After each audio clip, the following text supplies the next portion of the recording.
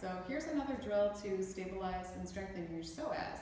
Your psoas is a pretty important muscle. It does a lot of work to stabilize your lower back, and it works together with the muscles of your hip to help produce good movement in your body and good stabilization in your hip. So what we're going to do is play this little game. The idea here is to sit on a box that has your hip just slightly lower than your knee. So you can see that my hip joint right here is just a little bit lower than my knee. I know that's black on black, but you might be able to see the angle in my leg, and it is just a little bit lower than my knee. That's pretty important.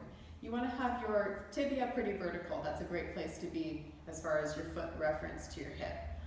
Then what we're going to do is lift up one knee in hip flexion. So I'm lifting that foot from the floor. And when I lift that foot from the floor, I'm not changing what I'm doing at my lower back. So I'm lifting from deep muscles on the inside of my vertebrae. That psoas is connected to the inside of that vertebral column. So right there, and then putting it down, and then go to the other side. Lift up. And I'm kind of thinking about that lower pelvic floor, that kind of holding up my bladder kind of feeling when I do this.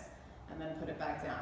And alternate the marching. You're trying to keep both butts nice and planted, and put it down.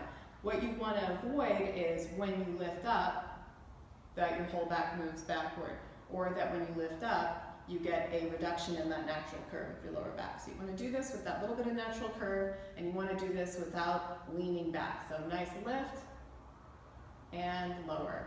A nice lift, and lower.